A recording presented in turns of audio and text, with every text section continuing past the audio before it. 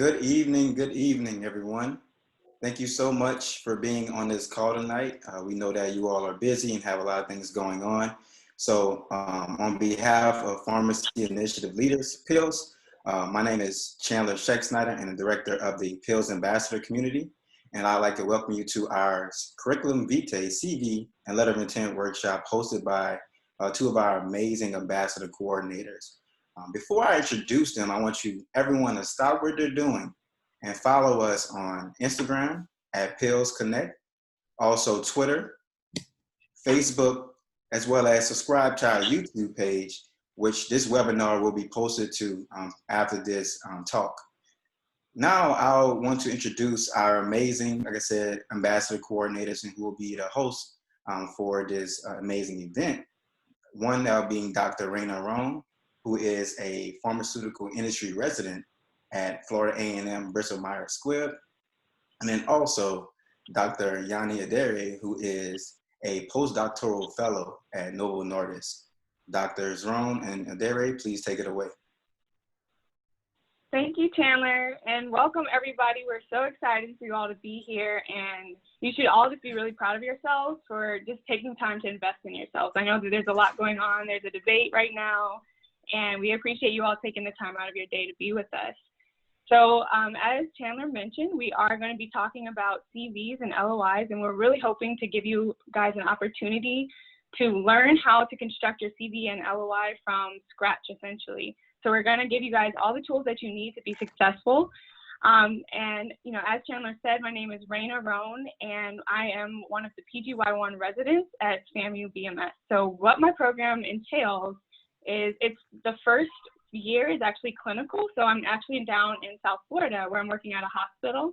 And the first half of the year is focused on general medicine. And the second half of the year is actually oncology focused. So I'm really excited for that.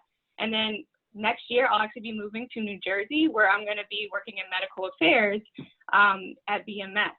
So Yanni's also going to be working in medical affairs, is also a fellow in medical affairs now. So I'll have her kind of share her experience. And we right now within PILS, we are both managers of pharma affairs. Thank you, Raena, and thank you, Chandler, for introducing us. We're so excited to be here with you all today. I see that we have over 100 people already, and this is really exciting because we want to make sure that we talk about one of the most important and critical pieces of the application process. So we're excited for you guys to be here today. As Raena mentioned, my name is Dr. Yanet, and just Yanni is better, so just call me Yanet. I am a Novo Nordisk Medical Affairs Fellow. It's a one-year program, so it's one and done. I'm also co-manager of Pharma Affairs for PILS.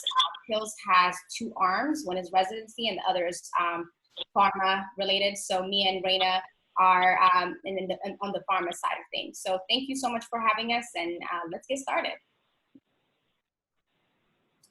So today we're going to just gauge where our audience are. So we have a poll for you guys. We just want to know how ready is your CV as of today.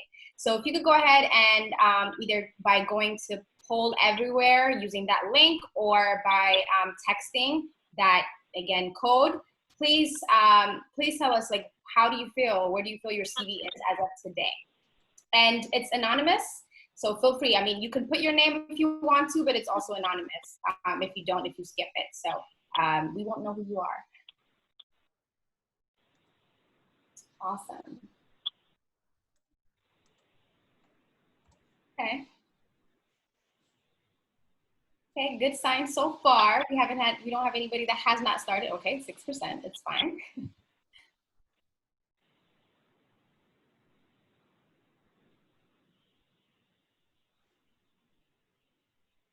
Awesome. Yeah.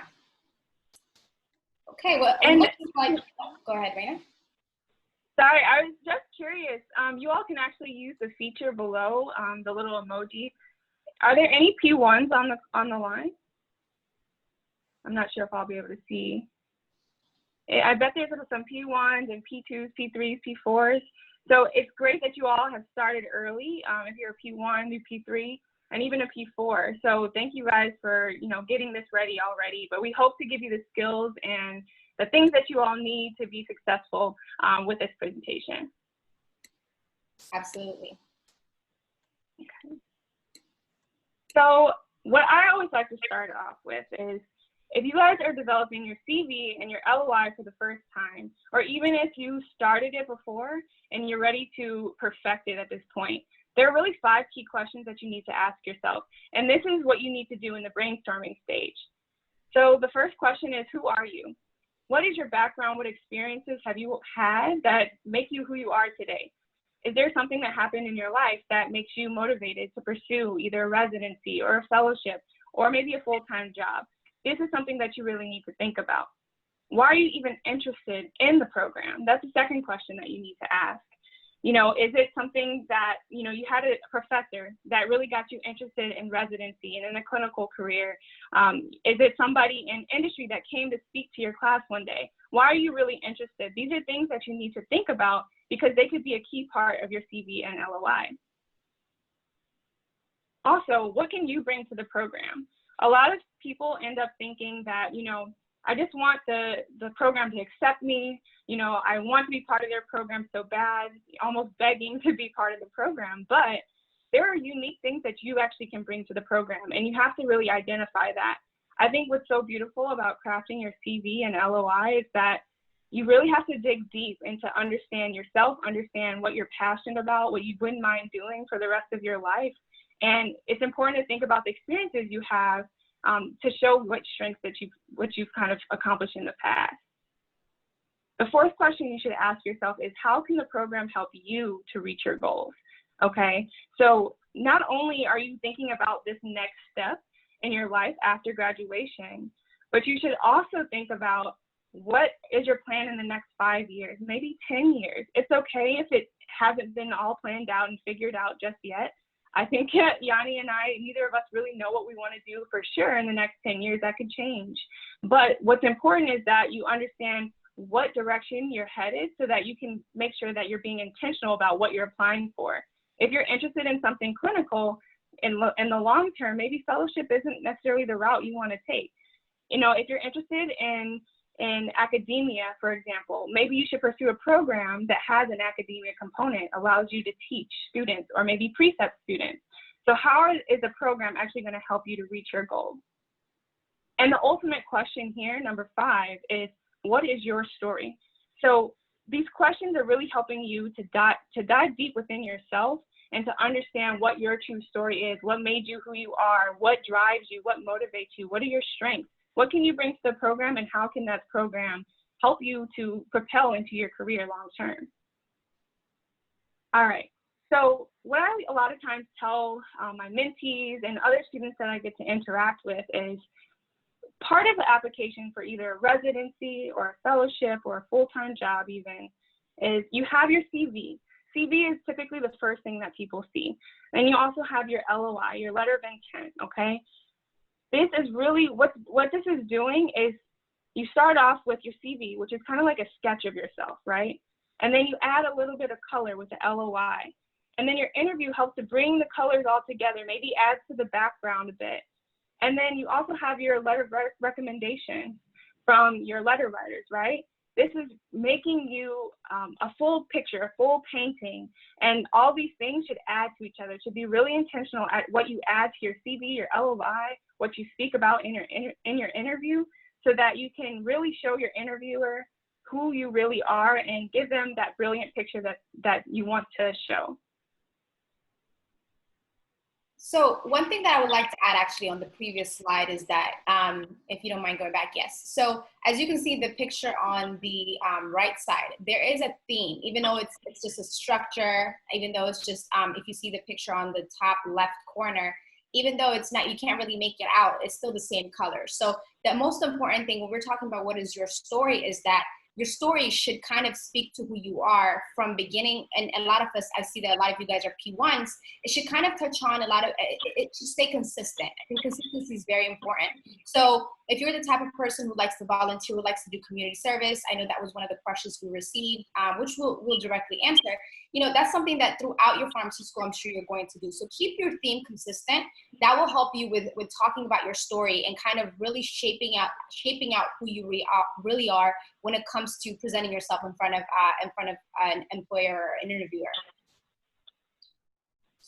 So first we're gonna start with CV and the general checklist. Next slide.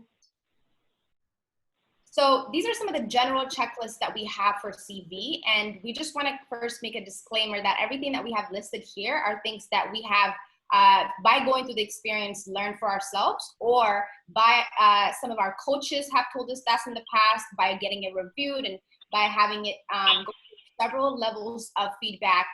This is what we've come up with, and we think that this is consistent across the board in terms of just generally, but of course you will receive other specific and unique advice that you should analyze and see if that's something that is fit for you, and if you want to apply. So we just want to make that disclaimer just for the entire presentation.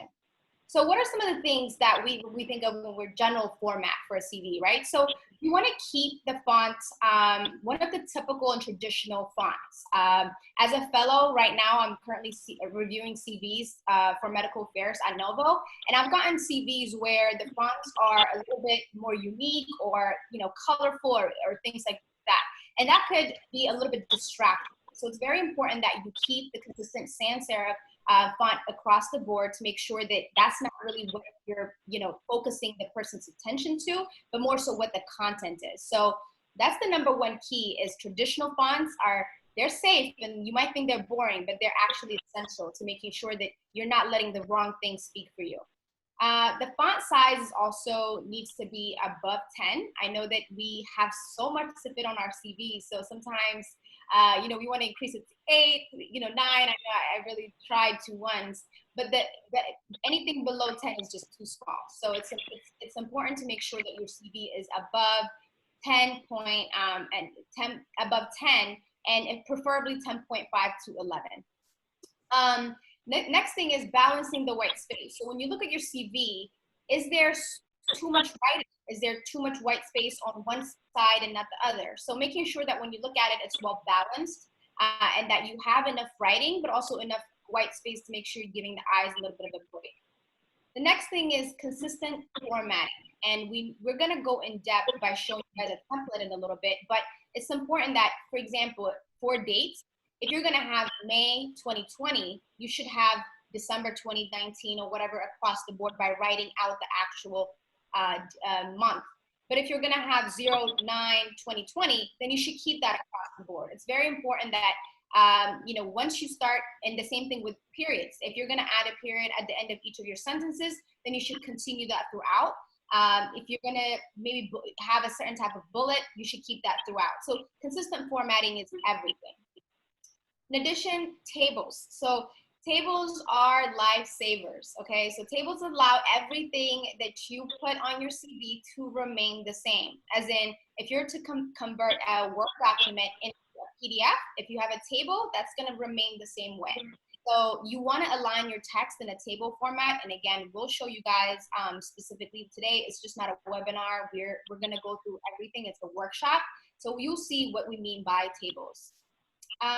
In terms of balance of bold, italics, underline, and plain text, this is using it again with consistency, but also, for example, if it's a job title, you might want to highlight it. If it's your degree, you might want to highlight it. If it's the roles that you have, you might want to highlight it. So this is the way for you to kind of give your CV a little bit of character, a little bit of depth. So it's not just one thing all across the board. Another thing is name. So, I think this is more of an issue, or used to be more of an issue back in the day when we had to print and bring them to our CVs to mid-year, where papers used to get lost. And if the second page got lost, we want to make sure that, we know who it is by seeing the name and the page number at the bottom of the page. But the same thing still applies for virtual interviews, because it's very possible that when you submit an application, that the last page did not upload correctly, or it's a blank page. I know that has happened to me during one of my interviews in the past. So it's important that if you have, let's say, 3 out of 4 pages, then I expect a 4th page to be there. And if there isn't, then my HR person is gonna contact you to make sure that you submit that page. So it's really to make sure that you're really catching any mistakes that can happen on your side, but also on any technical difficulties that may occur. And of course, no typos. I mean, this goes without saying, but having it reviewed is very crucial. And the more you get a review, the more typos you catch. So Don't just believe that you're the only one that needs to review it. Spelling out abbreviations. This is so important. When you get into regulatory roles, there's so many acronyms. When you get into, actually in general pharma, just so many acronyms that even I, as as a medical affairs fellow, have to constantly learn about each day. And even people that have been in their careers in pharma for years, different companies have different abbreviations. So don't assume that just because you're applying to a medical affairs role or a regulatory role, that person is going to know exactly what your regulatory experience acronym or abbreviation is. So always spell it out the first time, and then after that, you can go ahead and abbreviate it. And making sure that you're using third person and past tense. So, I would not want to see an I in a CV. That's not usually appropriate. So making sure you're using third person and past tense for past experiences. If it's a current experience, use the present tense. Using headlines and sub-headlines to organize information. Again, very key, because that allows you to create that character and that kind of flow that you want on your CV. And then using reverse chronological order. When I see your CV, it would be important for us to see what is the most recent experience that you had, and then go back down instead of the old experience that you have. Because sometimes if my eyes just catch the first one, then I would be like, okay, well, did you not have any recent experience? So it's very important that you list the most experience first, the most recent experience first, and then go down in time. All right, and just to add to what Yanet has already said, the reason that we are stressing so much about some of these technical things with your CV is that everyone's going to provide a CV, right? The thing you don't want to happen is that your CV is so distracting with formatting issues or typos or things of that nature, maybe different size text or fonts. What's really important is that that's not distracting, so that they can really see what you have done in the past, what is part of your story, right? So if you can eliminate some of those distractors, or all of them really, they can really see who you are and what candidate is about to be in front of them, okay? So another thing that's really important is, I know a lot of times schools will provide you with a template that's really helpful to get you started. But if you have a class, say, of 100 students, and really multiply that by 4, because you have a class of, each class of all 4 years maybe has 100 students, right? They all have the same template. So you want to make sure that you're unique. You don't want your, interviewer or reviewer seeing the same template every time. That gets boring, quite frankly. And so you want to make sure that maybe you use that as a baseline or a foundation, and then kind of tweak things along the way so that you can make it your own. One of my favorite things is word hippo. And what I use word hippo for is, a lot of times students and even myself sometimes have difficulty coming up with what they're going to say in their bullet points under each experience. So what goes under the bullet points should not actually be job descriptions, right? A lot of times, say you worked at CVS as a pharmacy intern, right? Everyone who works at CVS as a pharmacy intern is generally going to do the same thing. They don't want to see that. What they want to see is, did you take initiative on a project? Did you lead a flu clinic? Did you lead a health fair? Did you initiate that? Is there something unique about that experience that you can include? Now, sometimes it's really hard to do that, and sometimes you just really have to dig to figure out what you did that was different. Did you get more MPM experience, as a CVS intern? These are the things that you want to put on there, okay? And we'll talk a little bit more about some strategies about what you can put there. And when I think about word hippo, it's really important that you use strong verbs, right? And sometimes it's hard to find these strong verbs to differentiate them throughout the CV. It kind of gets repetitive. You don't want to keep using the same verbs. So you start off the description with, initiated XYZ project or pioneered XYZ initiative, right? Sometimes you can't find those words. So word hippo actually gives you the context of the verb or any word that you're looking for, and it's like a really good thesaurus. So I would really encourage you all to give it a try and see if that helps you to really think about the words that are most appropriate for what message you're trying to send across. So again, do not have job descriptions. I can't say that enough. This is not time for job descriptions. This is a time for you to kind of brag about what you have done. One thing that I like to say is, think of it as if you had to provide a quick, maybe 1 minute description, not description, but if you got to share with an interviewer or something, for 1 minute, what you specifically did, what made you unique in that particular job role, that's what you should put in those bullet points under that experience. It shouldn't be what everybody has done. It should be what you uniquely have done, okay? In addition, make sure it's really easy for your reviewer to see what you want them to see, okay? You don't want to have a bunch of, you know, of the less important things at the front or at the first, you know, 1 or 2 pages of your CV. These should be the most important things, and we'll talk about what you should be putting on those first, you know, 1 to 2 pages, okay, and even beyond. Again, think of it as if they only will see the first 2 pages of your CV. That should help you out a lot to determine what should go on those 2 pages, okay? Also, another formatting thing, try to be consistent with the bullet points below each experience. It's okay if you maybe have, you know, this is debatable. It's okay if you have maybe 3 bullet points under one experience and maybe 4 under another, depending on what message you're trying to send across. But try not to have like 1 bullet point here and 5 on the next experience. Try to make sure that it's as consistent as possible. Remember, we want to avoid those distractors, okay? As Yanni mentioned, make sure that you have a header or a footer so that you can keep track of the pages. And at the end, when you're ready to finally submit, make sure you please submit it as a PDF. This is a sign that it's the finalized version. If you're submitting a Word document, I guarantee you with pharmacy language, there's going to be those little red squigglies underneath something, and it's going to look unprofessional, okay? It's going to look like a draft. That's what the Word document is for. So make sure you submit it as a PDF to show that this is my final draft and this is what I'm presenting you with. Okay, now before we mentioned, Yanni mentioned that you should use tables, okay? I cannot stress how important this is. Some people can find a way to not use tables, and that's, you know, if that works for you, that works for you.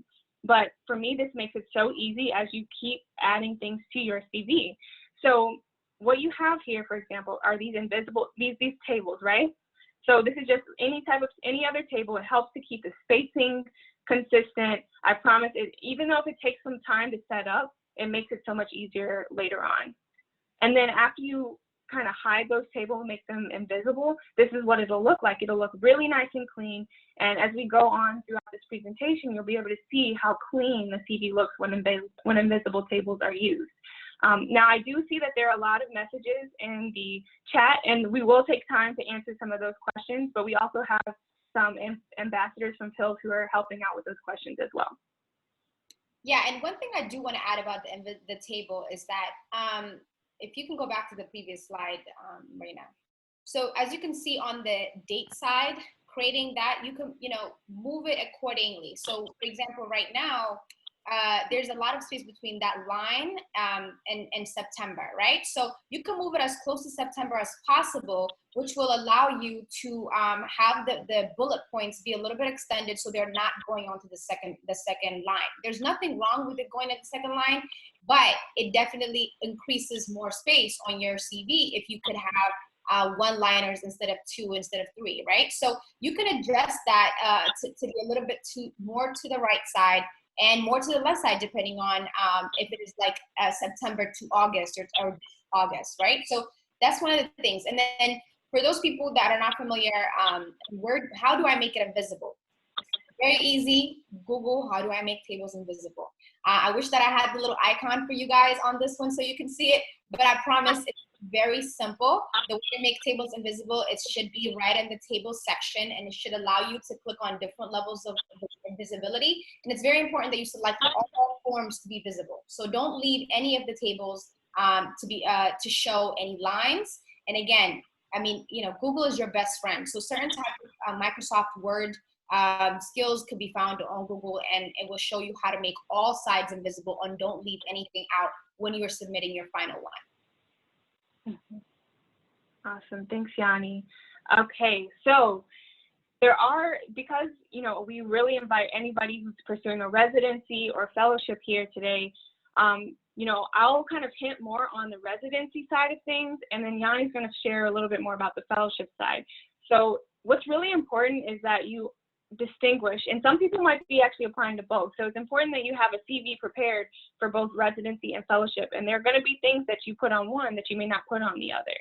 So with residency, you know, technically there's not really a page limit, But there's a caveat. If you find yourself just putting things on your CV just to add them and they're not really adding value, remember that actually might make that picture that we talked about earlier a little bit blurry, right? It's not in focus because you're not being intentional about what you're putting there. So make sure that everything that's there is valuable so that whenever they're reviewing that CV, and again, to be honest, people do not spend that much time on your CV, okay? They have to read so many applications. So whatever they see, it should jump out to them that, wow, this is great that this candidate had this. This is great that that candidate had this. Why, they don't want these distractors in there. So be careful with that, all right?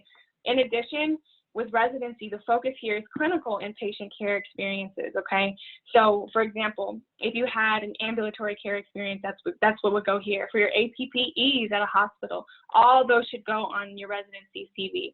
It's okay if you have, a pharma experience that you want to add in there, that's fine, to maybe show that you have a different perspective, but your focus truly is clinical.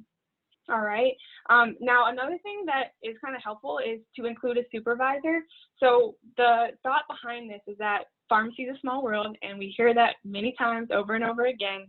And with a supervisor, if you're able to list the supervisor under each description, and we'll kind of show you where that would go, it actually can show an interviewer or somebody, who's reviewing your CV, oh, I know that person. Let me reach out to them and ask them about that candidate. Or, oh, I'm so glad that they got to work with that person because I know that they got a great experience and they were pushed and challenged very hard. Okay, so these are good things to think about. However, again, another caveat, if you feel that that supervisor probably wouldn't speak highly of you, that may not be a good idea to put that person there because, again, pharmacy is small. They can ask about you. And if you feel like they could put some, speak about you negatively, that could only hurt you in that case, okay? So be really strategic about that. But again, if you've had those great impressions, it'll be great to use that as a connection opportunity, okay? IPPEs, right?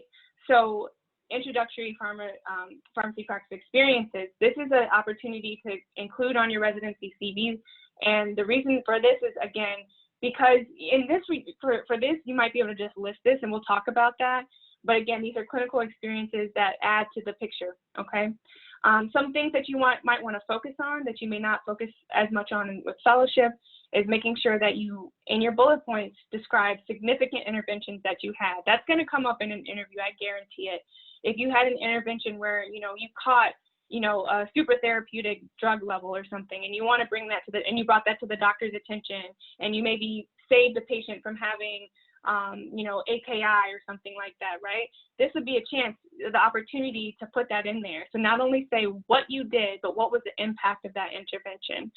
You also want to talk about maybe clinical skills competitions you participated in. And if you're a P1, this would be a great opportunity to, get involved with those if you haven't yet already. Might be an opportunity to talk about your service, certifications, teaching opportunities, because a lot of residency programs are at academic medical centers, and then some MUEs, opportunities to collaborate with interprofessional teams, presentations, leadership, and research. And I'll let Yanni share about the fellowship side and things that you want to make sure you include. Yeah, so the biggest difference is on the fellowship side, please keep your CV under 4 pages, preferably 3. And the thing about it is a lot of us have multiple experiences, including leadership, research, epi, but we have to think about what is relevant to the role that I'm applying for today. And that's what's going to get you from a 6-7 page CV, which is what I had my P1 year, all the way to a 3 to 4 page CV. So it's very important that you tailor the experience. It's very important that you put selected presentations, selected experiences in front of that on the heading to make sure that you're not, you're implying that you're putting things that are more relevant to that particular role that you're applying for. So when we're speaking about the relevant experience, what are those? So we're talking about industry. Obviously, any role that you've had in the pharmaceutical industry, any role that you have in any agencies. So agencies could be medical communication agencies. They could be other types of agencies, contractual places or consulting that you had within the industry. That is very relevant. FDA, obviously, you already know that pharmaceutical industry is constantly in collaboration with the FDA as regulatory, and when it comes to regulatory policies, regulatory, restrictions and other things. So we have to make sure that we also have an understanding of the FDA, especially if you're applying to a regulatory role. FDA experience is very good to highlight. Managed care. The more and more that I'm a fellow, the more I learn about the structure of the pharmaceutical industry, the more I learn that managed care is a very key piece to understanding certain things that happen in the pharmaceutical industry. So all of these are very relevant experiences. There's so many others that we're not mentioning today, but think about what is relevant and put those experiences in the first or second page, like Raena mentioned.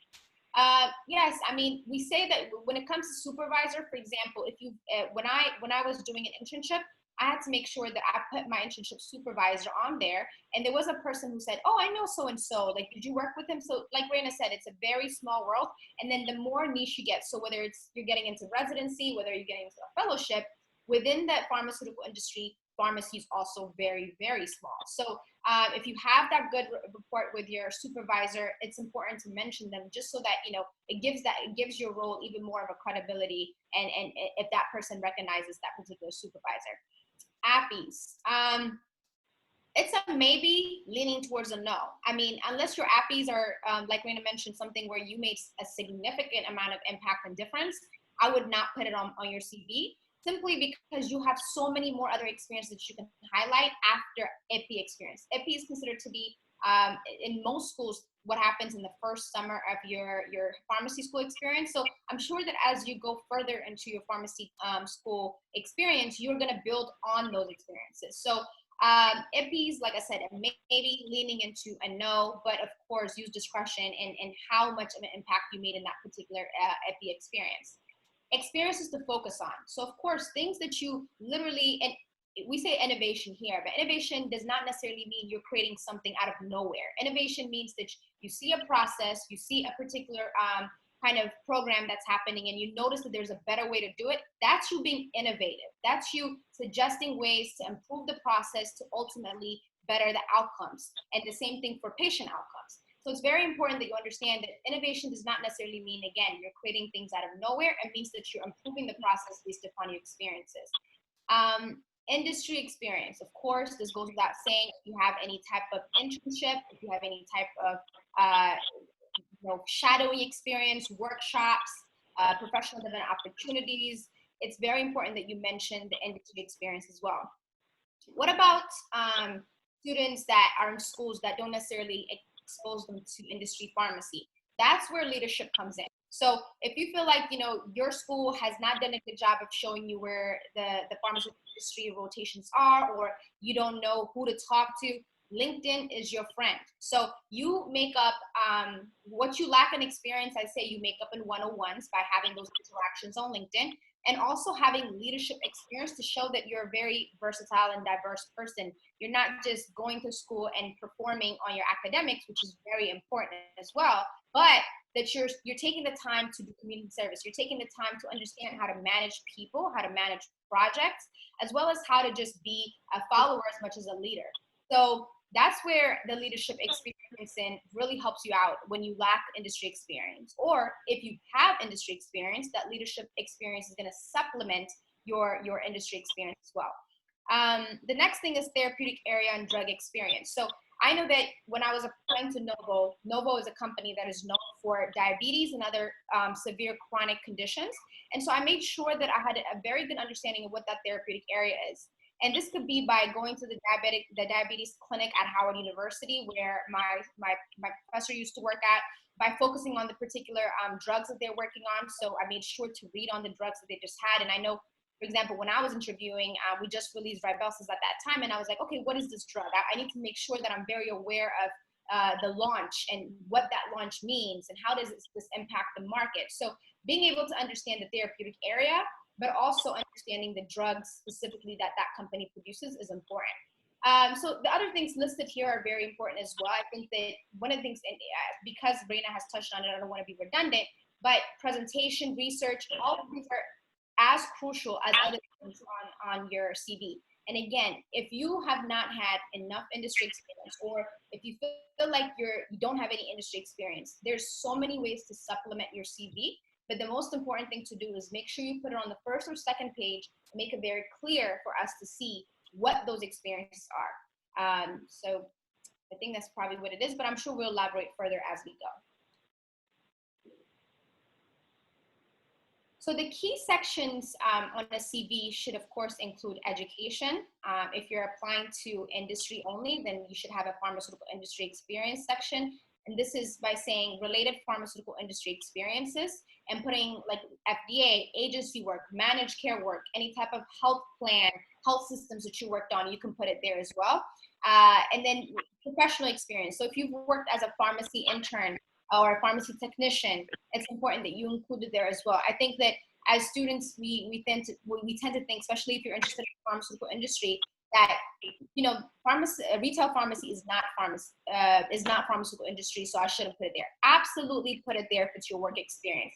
The fact that you can go to school full time and then you can do a work experience on top of leadership is something that shows for your time management and your ability to really want to diversify your experiences. So put your professional experiences if you have any.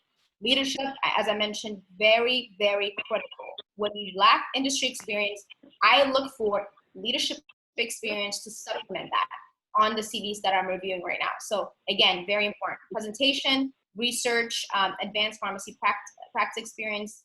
IPPEs, like we said, it's a maybe, leaning towards a no. Only included if it's one of the most meaningful experiences that you had. And honors and awards, that's one of those things where, of course, if you're a student of the year, if you are on the dean's list, these are things that you want to highlight. It shows that not only are you doing the work, but you're being recognized for it, and that's always a good feeling for you and the people that are reading your CV. Service.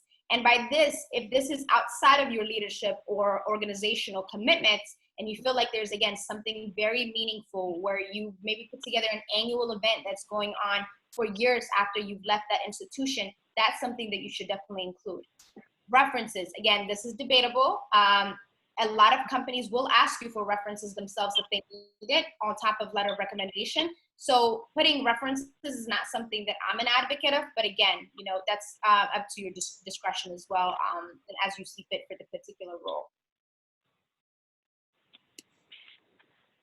So key tips for industry positions. We kind of touched on this already, but keeping it under 4 pages, ideally 3 pages, putting the most experience, the most important and relevant experience on the first 2 pages, quantify what you can. This is very, very important. So with that being said, when I say quantify what you can, it's for those that have had promotional review experiences where, if that is said, we're coming into a meeting where there's all different types of functional areas and we're reviewing materials to be used for promoting a particular drug. If you've been attending promotional review pieces for a long time, and let's say, instead of just saying I've reviewed promotional review, you can say I've reviewed 20 or I've reviewed 100. So it's very important that you quantify that experience to give me an idea or to give your reviewer an idea of how many did you work on. That allows me to understand, like, where is your understanding of that particular process. So quantifying it is the best way to grab a person's attention into that number and to that particular experience as well.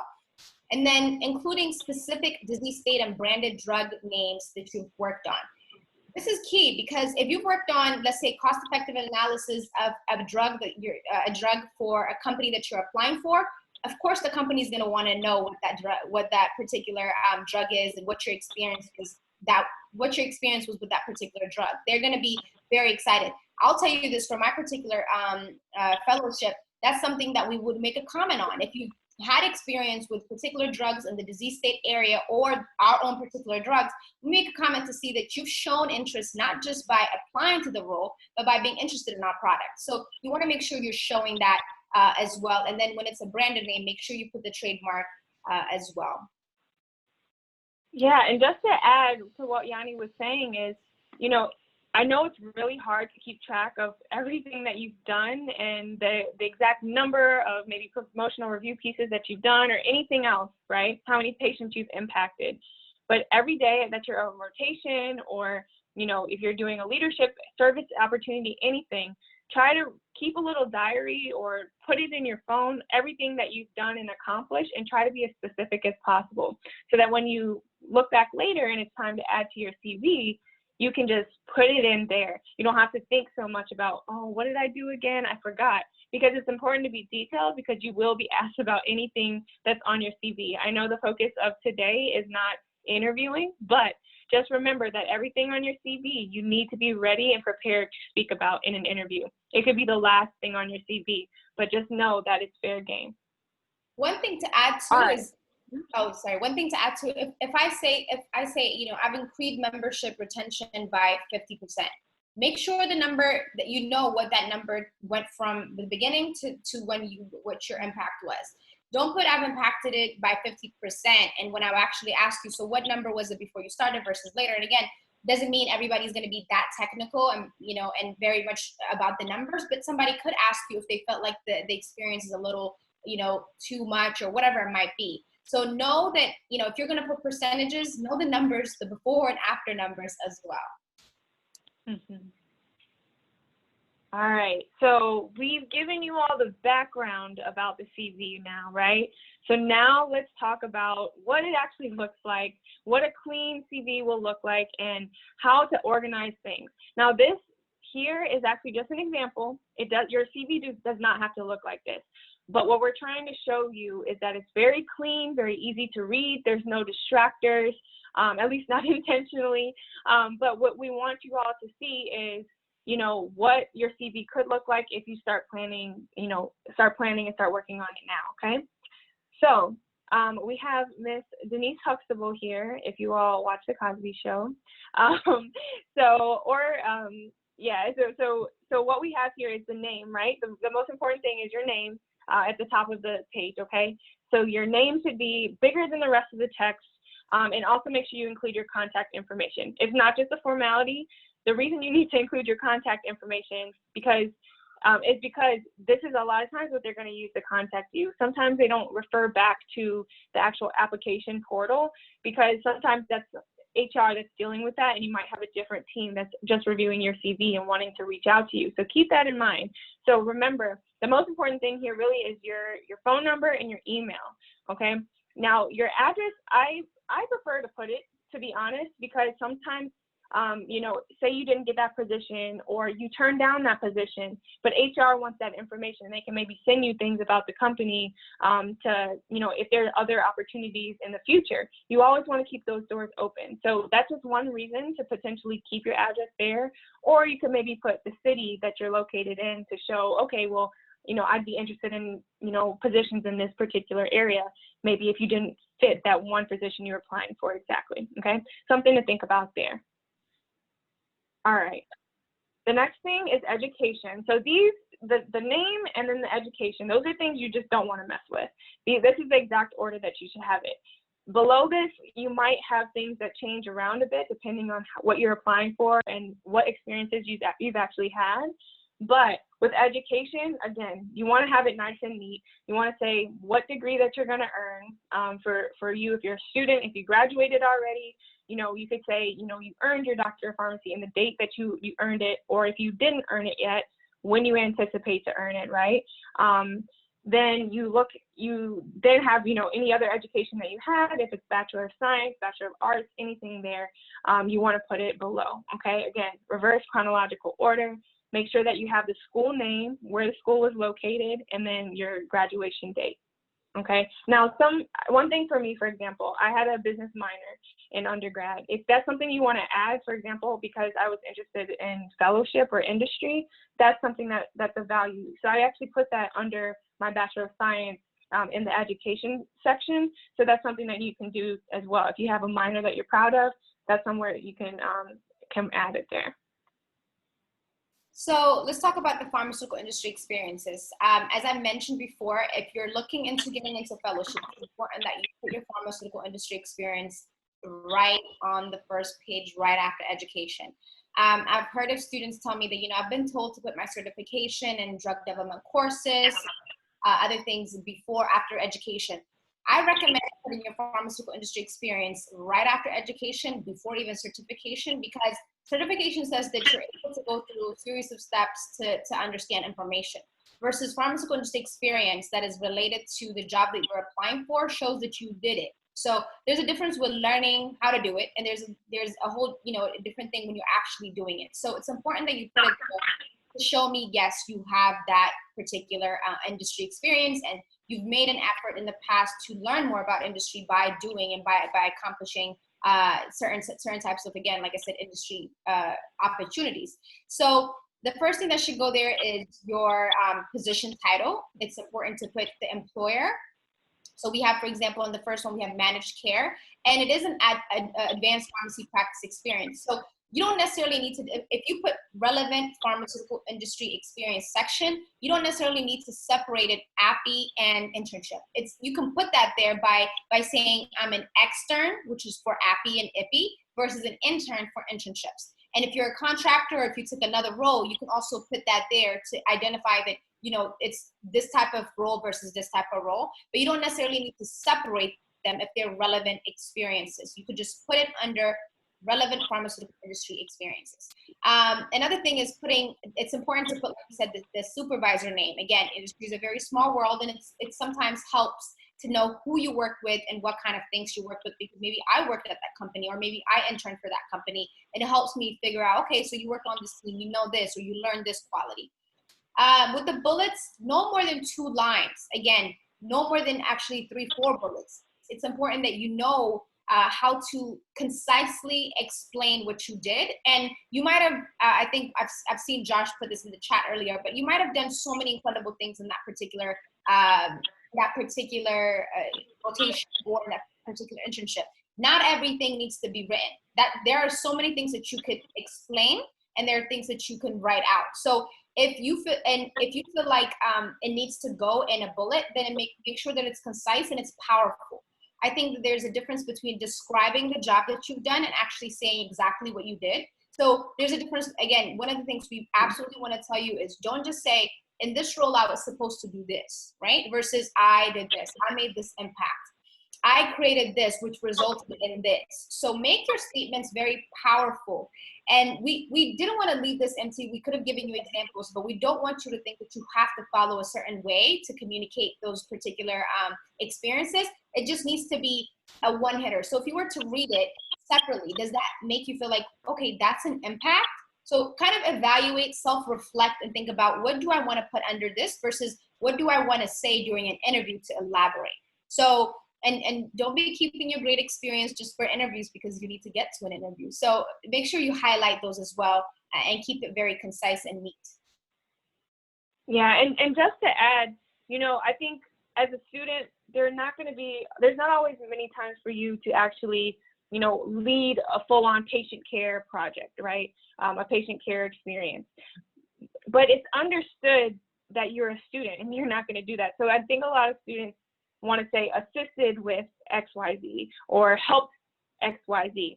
It's okay. You don't have to actually put assisted. Just say what you did. Just say what you did and say that maybe in the interview you can elaborate that you worked with a team, but you don't feel like you need to explain yourself. We understand that you're a student and you're getting experience, but again, use those strong verbs. It's so important. So for professional experiences, again, this is what I was mentioning earlier. If you've worked as an intern at a pharmacy or a hospital, it's important to put it there. It shows that you're able to time manage. It's important that you show that you're able to balance between academics and work life. So, put your professional experience there. And one thing that I do want to mention about the pharmaceutical industry experience is, what about if I don't have any pharmaceutical industry experience? What do I put there?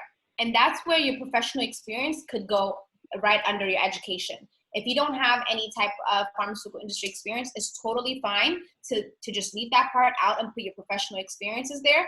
Or if you feel like there's any type of, maybe this is where your certification or your workshop experiences could come in, where you don't have any other relatable work to pharmaceutical industry, but let's say that you've taken a drug development course on Coursera or LinkedIn Learning. That's where your certification can come in and give you that shows that you've taken initiative to understand the pharmaceutical industry and the different roles that are within the pharmaceutical industry. So I would say that professional experiences are just as essential, and especially if you don't have direct pharmaceutical industry experience, your certification as well would be essential on your first page.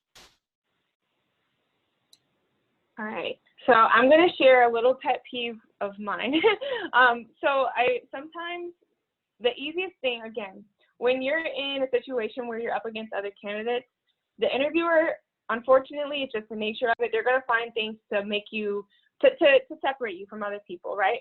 Whether it's positive or negative, because they're trying to find the best candidate. So if there's something that's distracting to them, it's just not going to look good, even if you're the greatest candidate on earth.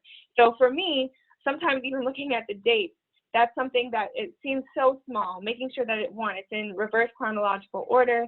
And number two, you know, making sure that you don't say, like, for September, you don't say sept for one thing and then September for another, making sure that it's either spelled out all the way or you abbreviate all throughout, make it very consistent. Another thing to keep in mind is the little dash between, you know, a date range. So that's something to keep in mind, that, you know, it should be consistent, okay? So what you see here, there you see that there's actually some inconsistencies, and I wanted to make sure that I brought that to your attention. But sometimes the dash is a little smaller than other times, so be mindful of that. So if you want to have the dash, the longer one, I know this is not very technical at all, but if you want it to be a little bit longer, you can actually just hit the little dash button and then space, and then the next letter that you're going to put, and then space again, okay? But if you don't do that, you'll have some smaller ones and some bigger ones. So just be careful of that, because some people, like me, look at that. All right, so the next thing I want to talk about is your APPEs, okay? So we talked about IPPEs a little bit before. We'll talk about it again, but the APPEs are more important to talk about earlier on in your CV if you choose to include them. So with your APPEs, again, this is going to be really important, mostly for clinical positions that you're applying for. Now, some people choose to just list their APPEs. I personally wanted to, so one thing, I'll take a step back. One thing that I really encourage you all to do is whenever you get a chance to be on an APPE or an IPPE, try to do something that other students didn't do. Try to leave something behind so that they remember you for doing XYZ project or XYZ initiative or coming up with XYZ idea or coming up with a new process, right? This allows you to talk about it in your CV and be different than everybody else. So one thing that I encourage you all to do, if you can add something in the sections under your APPEs, try to do that again. Talk about interventions that you made. Talk about presentations that you gave. There's a place to do it actually later on, but you can actually talk about, you know, I educated XYZ people. I educated nurses. I actually educated doctors, medical students. This is showing that you know how to work with the team. You could talk about other projects that you worked on, maybe MUEs, things like that. This is where you could add it under your APPE section. So technical things to include, of course, the position title. The employer in this case would be the hospital that you were working at, your city, the city and state, the supervisor name, and then again, you want to use those strong action verbs. So it's very similar to the professional experience and other experiences as well. Now for fellowship, it's also going to be important that you move your leadership up a little bit more. So for me personally, I know that my role is a little bit of a hybrid where it's, you know, clinically focused, but also industry focused in the long run. I personally decided to put my APPEs before my leadership because I had a lot of leadership that went down. So sometimes you have to play with the formatting a little bit to figure out how you want to portray yourself on those first 2 pages. Again, the first 2 pages are the most important. So if you want to highlight some clinical things that you've done, maybe you're going to pursue an oncology experience in industry. You want to maybe, if you have a lot of oncology clinical experience, you might want to put that, especially if you're interested in medical affairs, because medical affairs, you know, they do value having that clinical experience. So that's something you want to play around with as well, but leadership is super important. I agree. I would say that as long as like Raena said, if you're applying to a hybrid role of fellowship and residency, it would make sense to elaborate more on your APPEs. But if you're applying to a pharmaceutical industry, it's also okay to just list them and not necessarily have descriptions. Unless you feel like those particular ones that you've, let's say, made formulary decisions, you participate in PNCs and so forth, then maybe you might want to mention that, let's say if you're applying for a managed market type of fellowship. But other than that, if you've done the typical hospital type of duties in those particular APPE rotations, then it's okay to just keep descriptions out of it. And then in addition to that, I think that showing leadership experience does not mean that you have to be a president, that you have to be a vice president or whatever it is. I think, you know, being in committee and actually contributing to that particular organization is totally fine. Leadership takes multiple forms. They're not always titles. Sometimes they're just defined by the impact, even as a member. So make sure that with that particular organizations, if you are a member, you can put active member and put the specific things that you've done. You don't necessarily always have to hold a role within an organization to make an impact. So I want to emphasize that. Okay, always put, like we've mentioned this earlier, always put a footer with your name and the page number. And if it's 3 pages, put, you know, something like 1 out of 3 or 2 out of 3. So just in case the last page is lost, then you have that page where you're kind of letting the person know that you have that page and then they should reach out to you, or you should be emailing them the last page. So we don't want anything to get lost in communication. All right, so I think the one of the biggest sections we could talk about here really is the presentations and your research. So I'll start off with the presentations here. So there's different ways you can break up your presentations. If you find that you gave a lot of different presentations, it would be good to break them up into maybe some of your selected oral presentations, and you can kind of describe them like we have here. Or if you gave poster presentations, that could be a separate category. There's also opportunities for research presentations or research in general. So play around with it based on what you have experience with. It's okay if you didn't have you know, all these types of presentations, but it is super important to talk about presentations you gave, because whether you're applying for a residency or a fellowship, you want to show that you know how to communicate, number one, but also communicate data or communicate something that's scientific.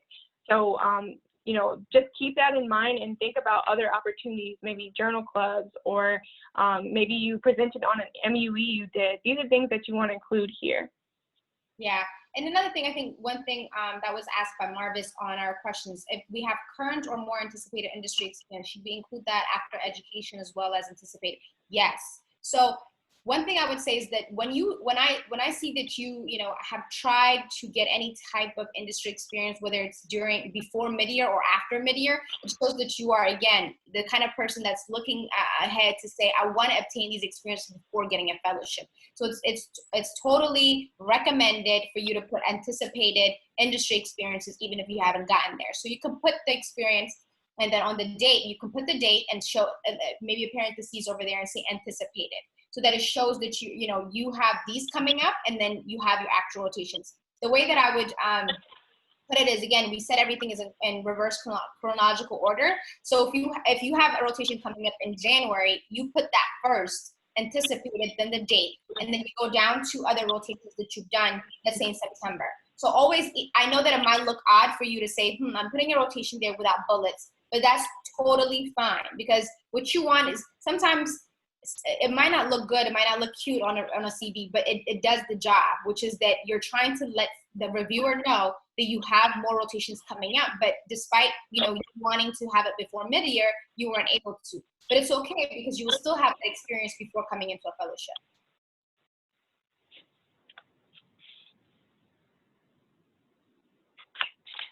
All right, so with your IPPEs, again, it's really important that you decide whether or not even if you want to include these. So again, if you're going for a fellowship, maybe you don't include your IPPEs, again, because you had APPEs.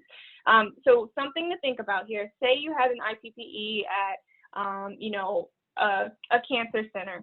You got lucky and had one in a cancer center, and you're applying for an oncology position for fellowship. Maybe you include that to show you had that experience.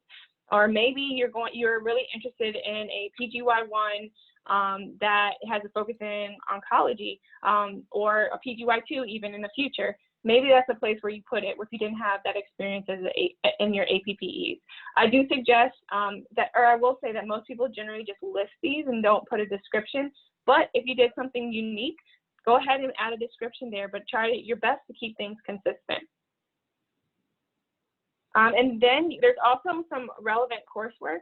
And again, it'll differ between residency and fellowship, but I think this might be more along the lines of fellowship where you might consider adding this. So Yanni, did you have anything you wanted to add about this here?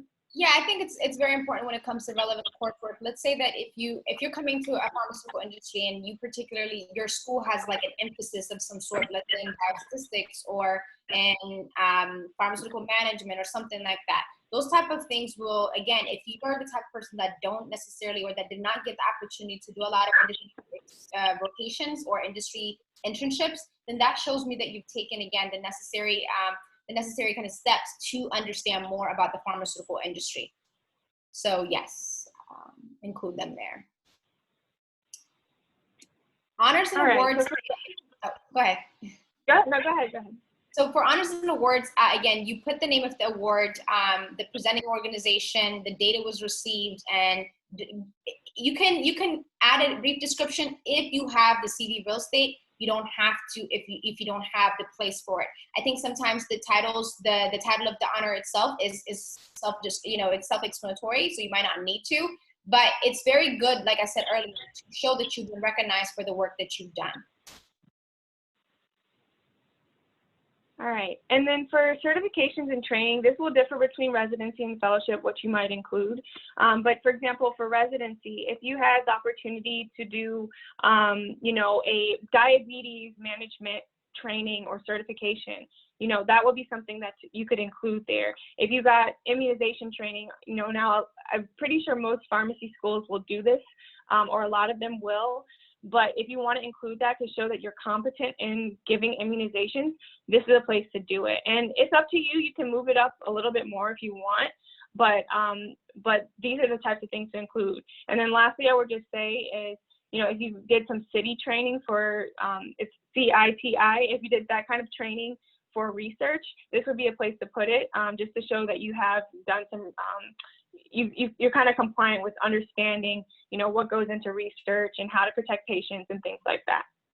Yeah, I would say for certifications, like I was mentioning earlier, if you don't have a lot of pharmaceutical industry experience, Coursera, LinkedIn Learning are very good resources to try to get more pharmaceutical industry type of certifications. The topics for industry that might be relevant would be anything that shows you how to use Excel, for example, or how to do the pivot table, business acumen, drug development, drug commercialization. So there's so many different topics that you can try to make sure that you sign up for and take the course and get the certification for, and say, listen, I wasn't able to, my school didn't really offer APPEs. I was not able to obtain an internship, but I took the essential steps to make sure that I learned more about it, so that when I apply, I'm keeping that in the back of my head. So it's very good if you don't have industry experience. It's very good if you have it. It's just the placement of where you put it will differ based on your experiences. So when it comes to service and professional service, or the ones that you do in organizations, I know that, for example, when I was in SNAFA, as a part of my role as the president of the organization, I did a lot of community service. So if I already put that, let's say I put together multiple community service outreach events with more than 100, impacting 1,000 patients in my area, then I don't necessarily need to create a separate section for it to say that I've done it. But if you have not gotten a chance to put it in your leadership, or if it's not related to some of your leadership experience, if you feel like it's something that you separately want to impact, you separately want to show and highlight, then it's totally fine to have a separate section for it. If you are going to have it in a separate section outside of the leadership section, then make sure you include the organization membership. Make sure you put the formal name. I know that, ASHP or SNAFA, it might be easy to just put the acronym, but it's important that you actually put the whole name first, and you can put in parentheses what the particular acronym is. List your positions and your community service outreach there. So if you're an organizer, if you were the member, if you were the one, doing particular things, make sure you're highlighting that in this particular section. All right, and then lastly, with the CVs, we talked about references. This is kind of a sticky subject. Again, they're going to ask you for your letter of recommendation writer information anyway, and they'll usually handle that on their end. But if you decide to put references available upon request for any reason, make sure you have them available, because if you get in front of an interviewer and you don't know those references offhand, you don't have their information, you could be seen almost as a liar. So just be very conscious of that. And, we think that the safest thing is to just remove that altogether and just know who your letter writers are. All right, so I know that we have talked a lot about CVs, and we really want to focus on this the most, even more than LOI, just because your CV is really the base, the foundation that interviewers have or the reviewers have of you. So what questions do you have? If we could take maybe a few questions now. I know they've been doing a great job in the chat box of answering your questions. Josh, are there some key questions? Oh, go ahead. A question that just came in is, she said that he or she, I'm sorry, I have work experience that is not pharmacy related, but highlights my leadership skills. Is it better in the work experience or leadership? So if it is a work experience, then it is a professional experience, it should go in your work experiences. But I think that the best way to highlight leadership is by using action verbs and by using kind of descriptions that really highlight what you did as a leader. Because leadership is not necessarily, just because it's listed under leadership, it doesn't mean it is leadership. Leadership, like I said, can come in different forms. So if you're a manager of a pharmacy, if you were leading a team of pharmacy technicians, if you were able to lead a team into completing a project, so if you're a project management person, all of these are considered leadership in a way, whether it's leading up or leading laterally. So you want to make sure that you're kind of using the right type of verbiage, using the right type of sentences to describe your experiences that show leadership without saying that it is leadership. So yes, absolutely include it in your professional experience section.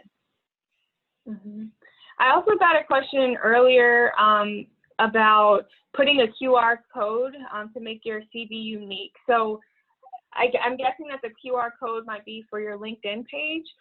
So maybe in the next few years, that might be okay. I personally have not seen it. I personally would not put a QR code on my CV at this time, but when we get to go outside again, one thing that you could do is on your business card, have your QR code of your LinkedIn page there. And that way they can actually, you meet somebody, you exchange business cards, and then you have your LinkedIn page right there because your QR code is there. So it's just a small idea that can make your business card stand out. But sometimes with your CV, you don't want to stand out too much. But maybe in the future, that might be something that is done. Okay.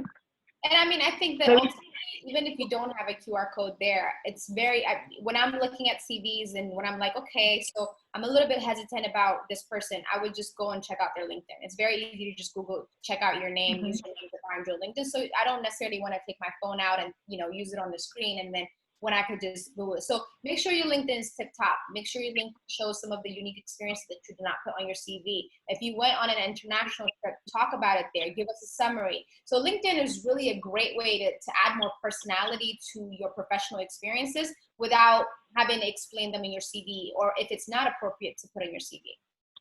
All right, I think we should move on to LOI now, just to make sure we don't kill time. Yeah. So let's talk about LOI, and we'll just kind of gauge your interest. So if you all could get your phones out or get back on your computers, how ready do you feel that your LOI is as of today? We understand there might be some P1s out there, P2, P3s. Okay, so a lot of you haven't started yet. All right. Okay, some people have worked on a first or second draft. That's good.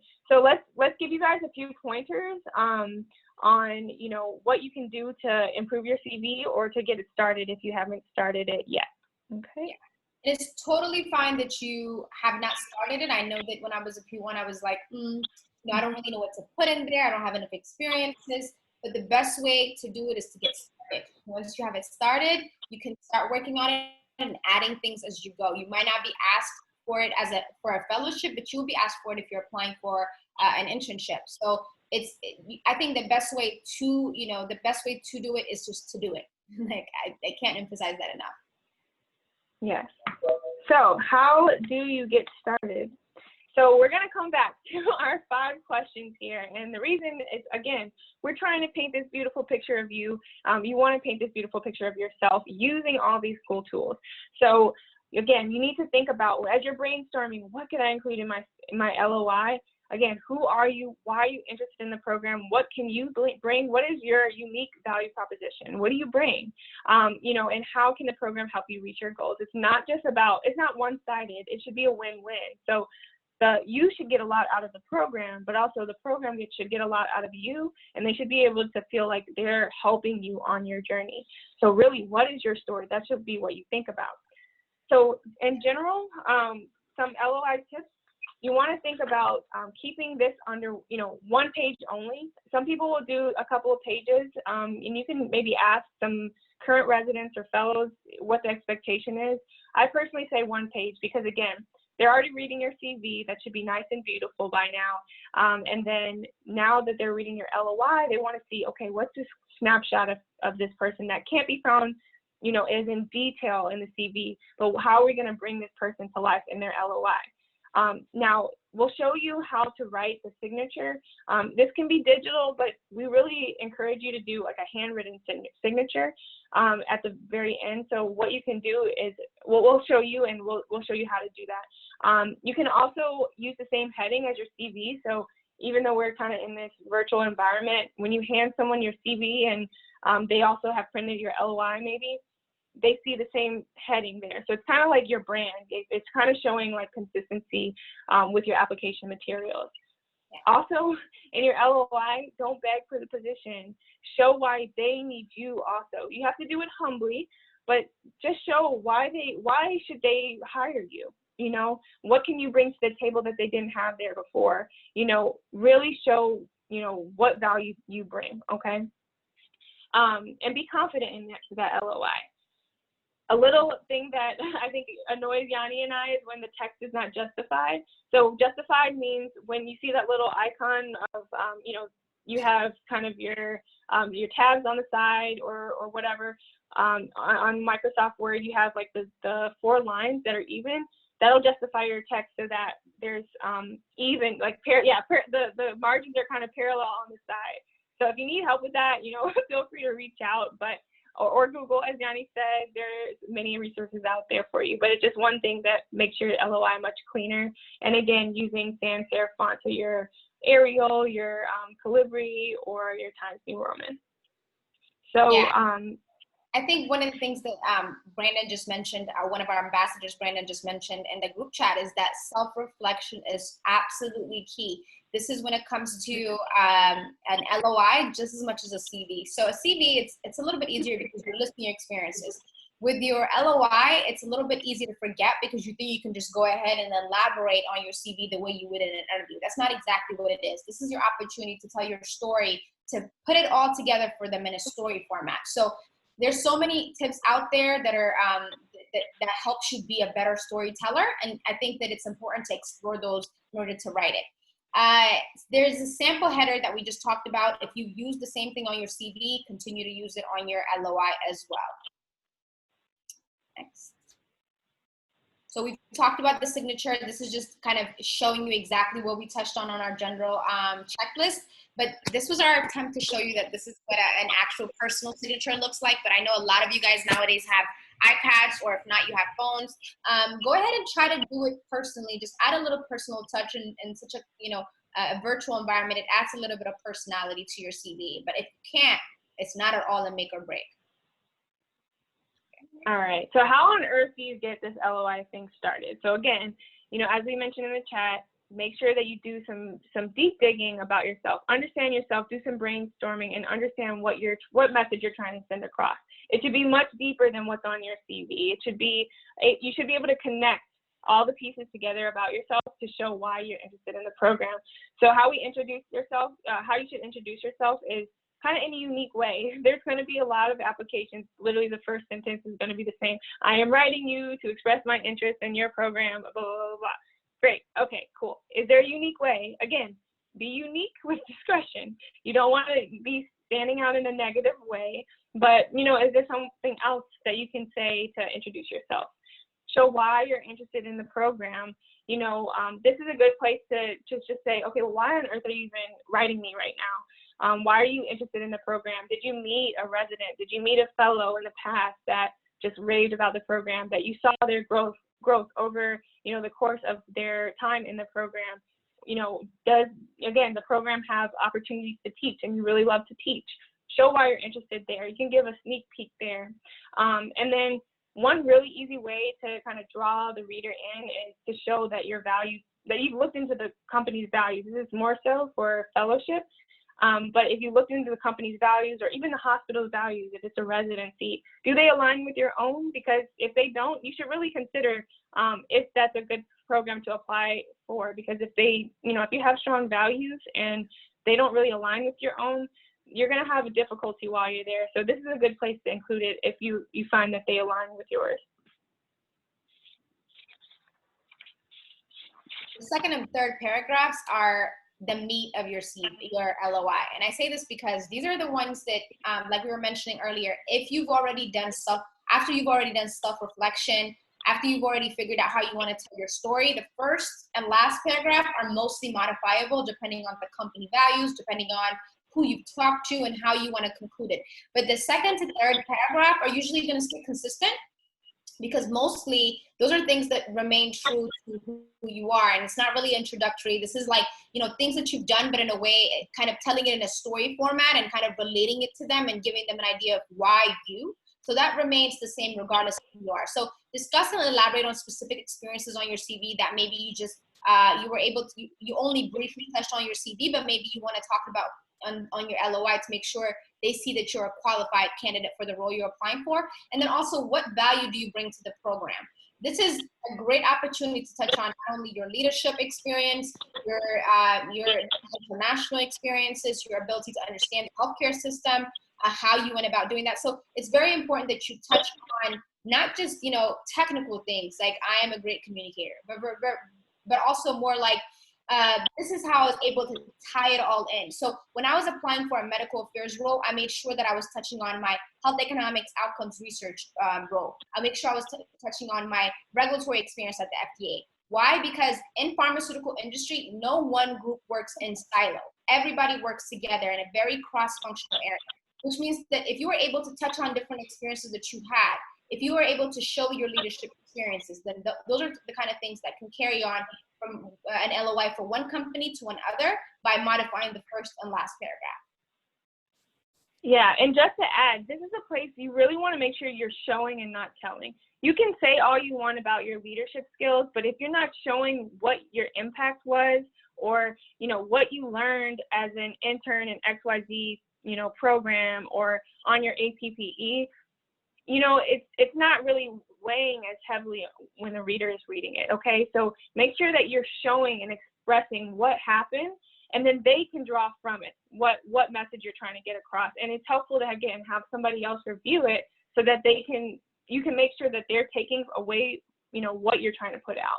And then also, if you are, again, interested in fellowship and you didn't have those industry experiences, don't be afraid to talk about what you did on your APPE. A lot of things are transferable. So if you want to talk about, you know, I'll use HEMONC again, hematology and oncology. If you had an internship or if you had a rotation and you want to talk about that and what you learned and how, you know, it drew you into the cancer patient population, talk about it there. It's still related to the disease state that you might be applying for.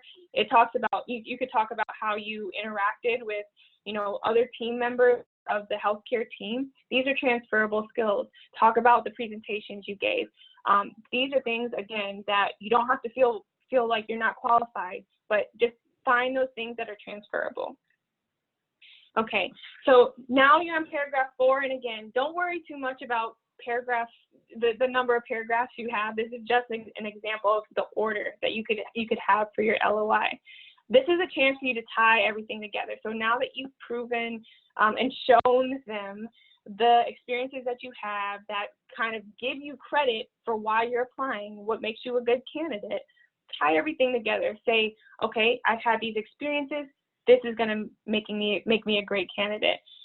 You know, explain how those experiences have inspired you to apply to this program, and then what you're going to take from that program and take beyond in your career. Okay, so this paragraph 4 to me is one of the most important, because it's tying everything together and really showing, you know, where you came from and where you're going.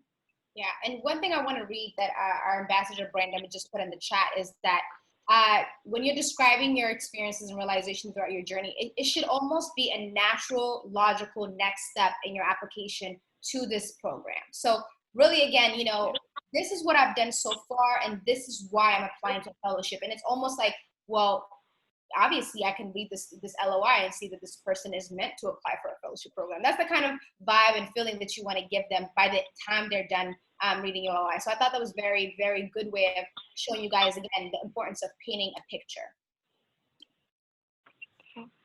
So the last thing is thank the reader for their time and consideration, and you know, make sure that you give them the opportunity to ask you questions if there's any that might arise during the process. Most likely, this is just a formality. No person is going to particularly reach out to you to say, "Hey, what is going on in your LOI?" But most likely, if you've made it to the interviews time, that would be the time they would ask those questions that they had. So again, that is basically the content of what we want to tell you to put in your LOI.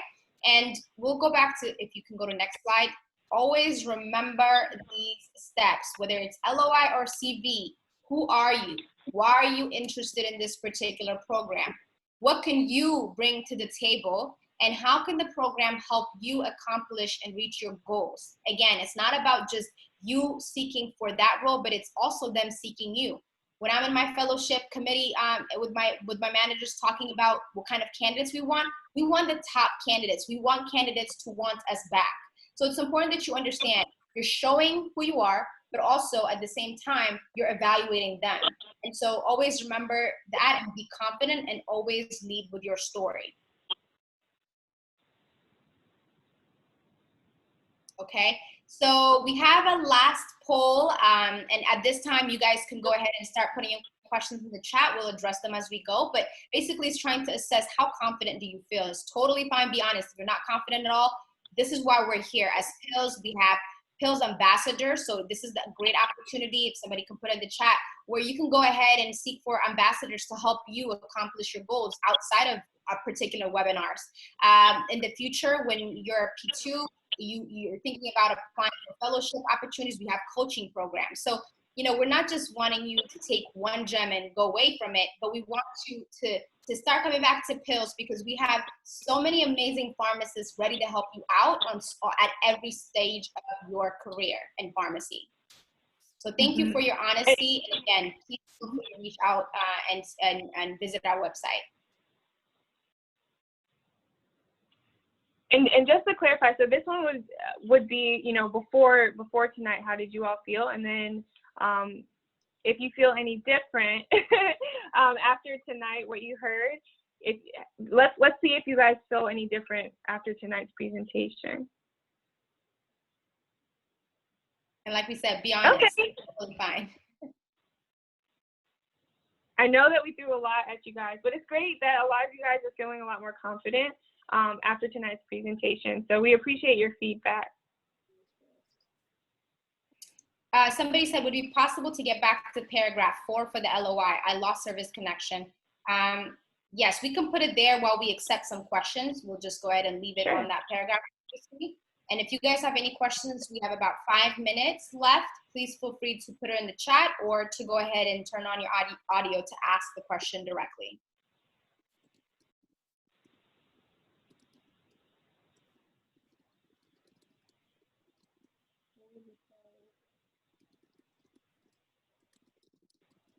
I have a question.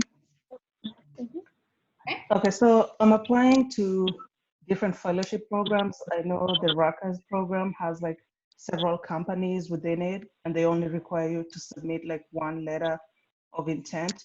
So, because different companies have different cultures, so how do you, is it okay to just like focus on like the functional, because I'm applying to one functional area and just focus on that? How do you like appeal to like the different companies within one program or something like that?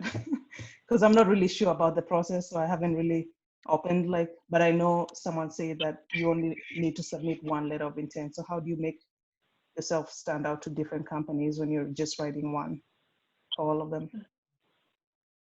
That's a good question. So if I'm understanding you correctly, so the thing is with these LOIs and fellowship, you really don't have to write a new letter every time.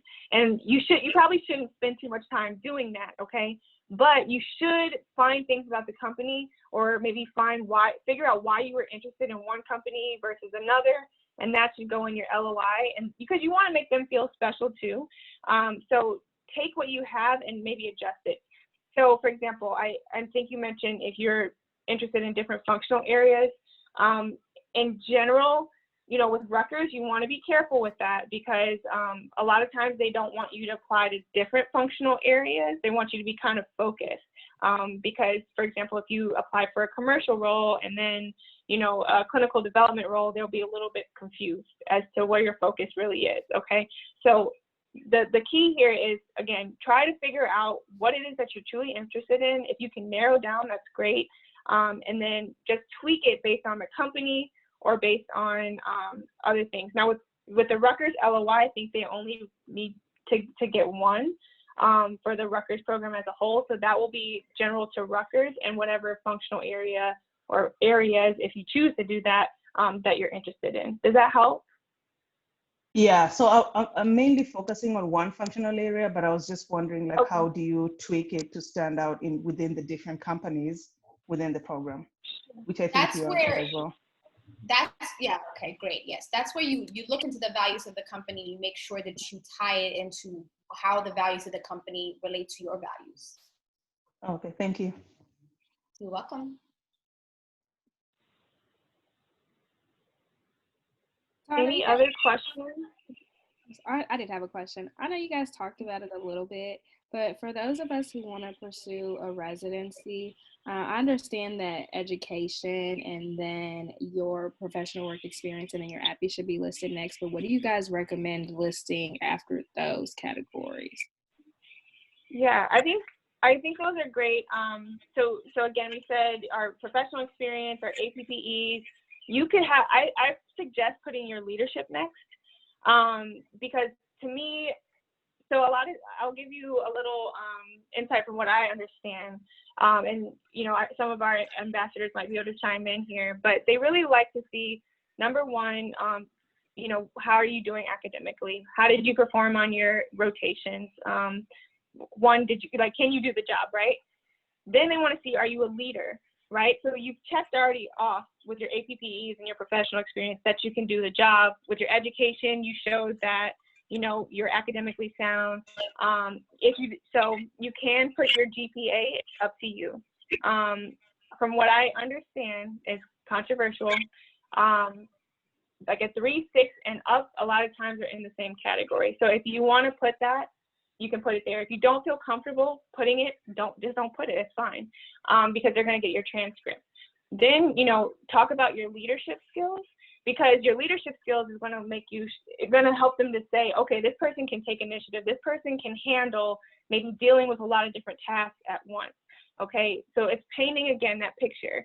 And then below that, it'll kind of depend on what you want, but I think research is another big category that I would put maybe under your leadership or maybe even presentations.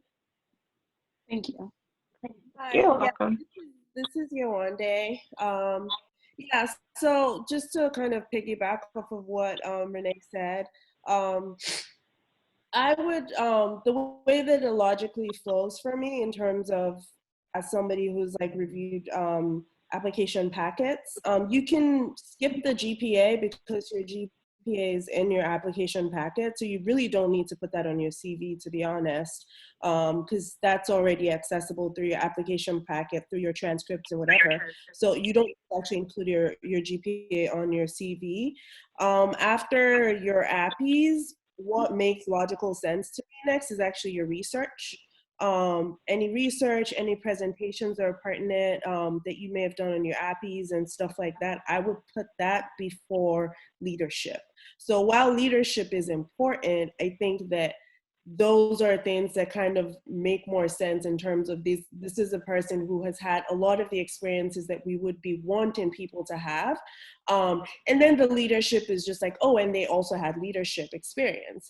Does that make sense? So I would put research if you have any. It's okay if you don't have research. If you have publications that you worked on with the professor, if you did some really cool presentations during APPEs, if you worked on an MUE during your APPE, if you worked on formulary projects, things like that, because those kind of mimic the things you would be doing as a resident. So those are more meaningful experiences. And then the leadership is more of like the cherry on top of the cake, if that makes any sense. Thank you.